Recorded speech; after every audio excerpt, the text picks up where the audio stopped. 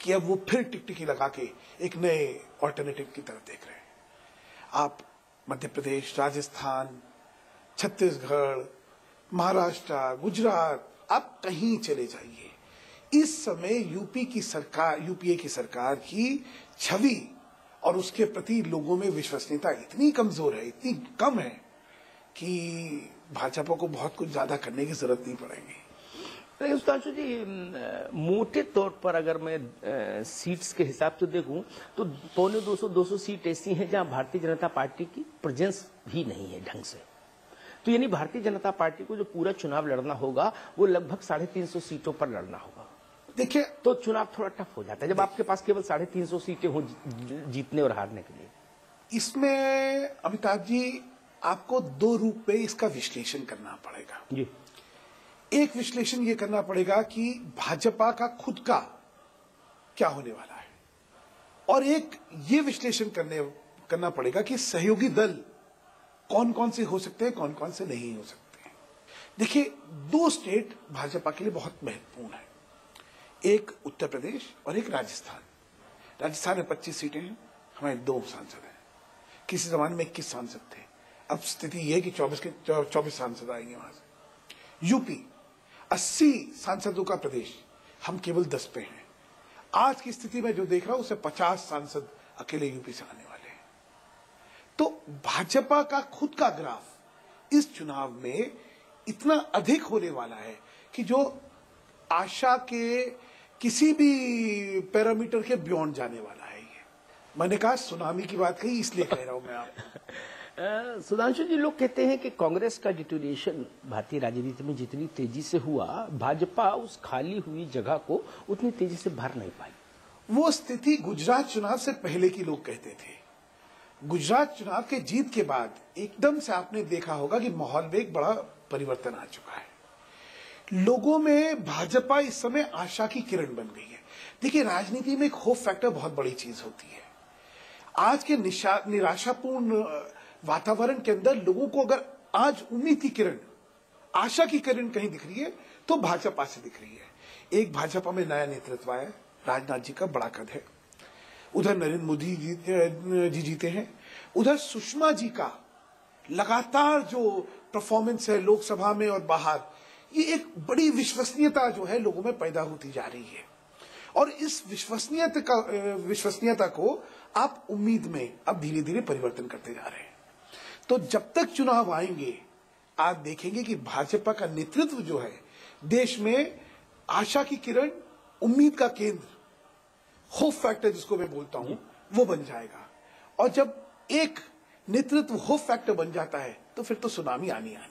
एक बहुत क्रिटिकल मसला भारतीय जनता पार्टी के लगातार पीछे कर रहा कि आप अपना नेता घोषित करिए 2014 में किसके चेहरे पर चुनाव होगा।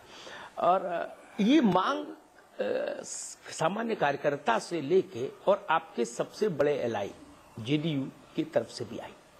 आपके कार्यकर्ता तो कह रहे हैं, आपका जो सबसे पुराना और सबसे बड़ा एलआई है वो भी कह रहा है कि नहीं। वेल बिफोर टाइम आप बताइए कि कौन आदमी होगा जिसके चेहरे पर चुनाव होगा। वैसे तो पहले, और ये सवाल इतना नाजुक है कि इसके उत्तर में तमाम संघर्ष छुपे हैं। सबसे पुराना एलआई शिवसेना है। शिवसेना। अच्छा, जहां तक नेतृत्व का प्रश्न है, आप ये मुझे बताइए अमिताभ जी, कोई भी राजनीतिक संगठन अपनी रणनीति जो है खुले बाजार में डुगडुगी बजा के सुनाएगा क्या? लेकिन आप यही कार्यकर्ता कह रहे हैं कि डुगडुगी बजाइए। हाँ, लोग कह रहे हैं। आप क्या सोचते हैं जो भाजपा का नेतृत्व है उसको जीत की चिंता नहीं है क्या? वो नहीं समझता कि क्या करने से जीत आएगी और क्या करने से जीत नहीं आएगी? आप लोगों को क्यों लगता है कि हम लोगों के मन में इस विषय में संशय रहने वाला है या पता नहीं क्या होगा? सब हो जाएगा। समय के इससे पहले कुछ चीज नहीं करनी चाहिए। मैं सिर्फ इतना कहना चाहता हूं। और मैं इसके साथ एक प्रश्न और पूछना चाहता हूं जी। भाई, हमारे नेतृत्व के बारे में तो बहुत चिंता है। कांग्रेस 10 साल से केंद्र में सरकार चला रही है, कांग्रेस के नेतृत्व के बारे में कोई क्यों नहीं पूछ रहा? क्या अगला चुनाव मनमोहन सिंह जी के नेतृत्व में लड़ा जाएगा?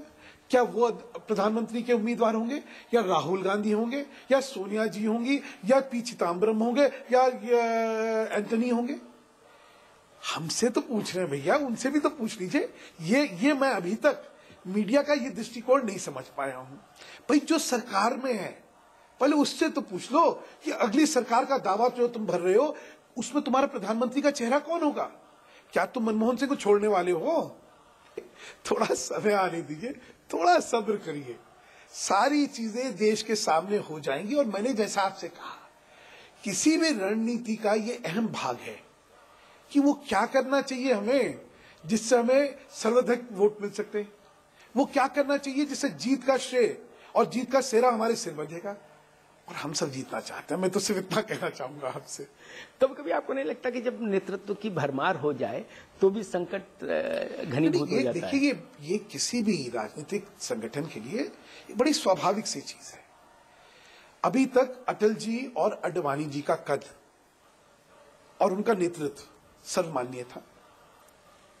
जब जनरेशनल चेंज होता है तो उस समय इस नेतृत्व की दौड़ में, इस प्रतिस्पर्धा में कई महत्वपूर्ण व्यक्तित्व सामने आते हैं और उसमें आपको चुनाव करना पड़ता है। ये तो एक स्वाभाविक प्रक्रिया है और वही स्वाभाविक प्रक्रिया एक नॉर्मल कोर्स में भाजपा में अपने आप तय हो जाएगी।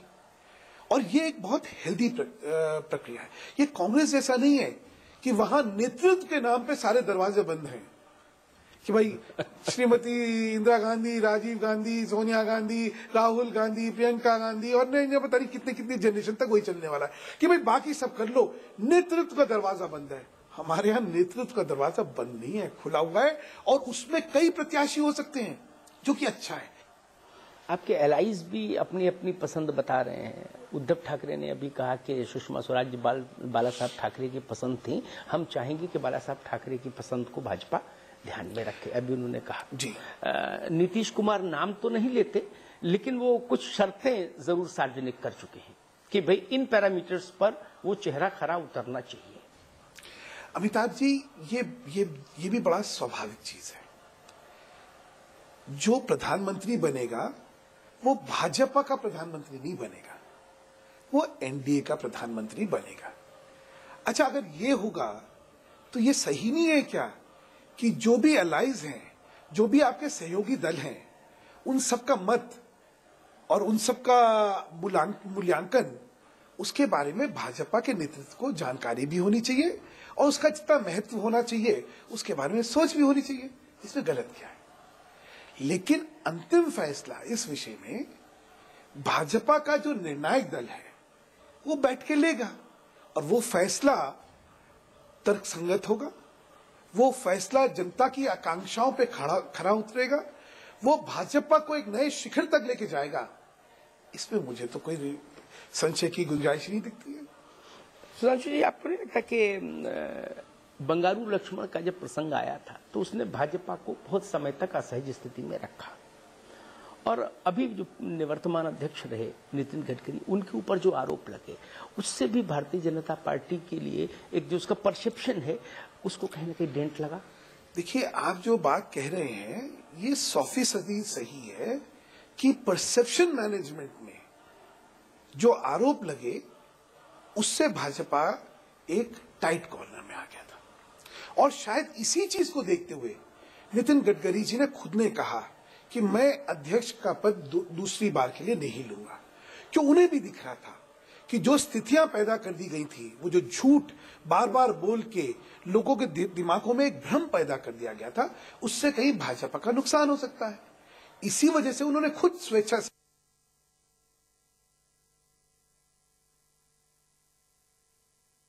यहाँ खिलाड़ी नहीं, उनके सपने लड़ते हैं। खेल की दुनिया की हर खबर जानने के लिए देखिए स्पोर्ट्स प्लस, रोजाना शाम 5:30 बजे और सुबह 9:30 बजे सिर्फ समाचार प्लस पर।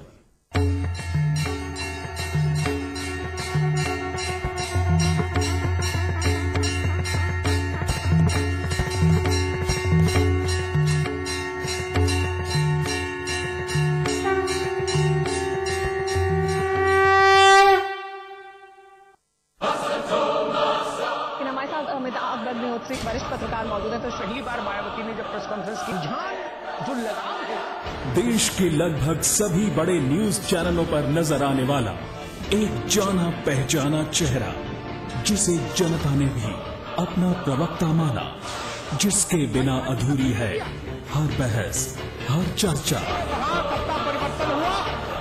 देखिए अमिताभ अग्निहोत्री को अब सिर्फ समाचार प्लस पर। खबर वही जो हमने कही। राम और कृष्ण की धरती, देवभूमि, गंगा यमुना के पवित्र जल से नहाई,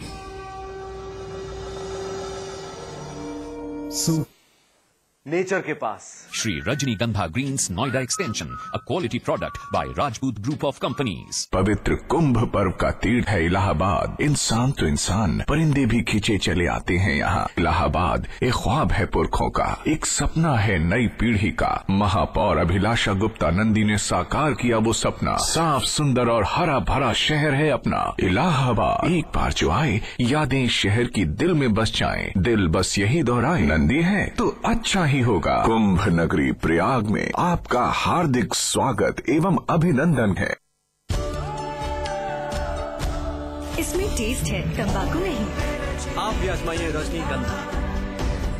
Rajnigandha. चिंता मत करो, बस अस्पताल जरूर जाना। सब अच्छे से होता है वहाँ, जांच, दवाई, बच्चे का जन्म और 2 रात अस्पताल में माँ और बच्चे दोनों की देखभाल। अरे देवर जी, अब हर सेवा मुफ्त है। सरकार का जननी शिशु सुरक्षा कार्यक्रम जो है, जच्चा बच्चा के स्वास्थ्य को लेकर चांस क्यों लेना? चांस क्यों लेना है, चांस क्यों लेना।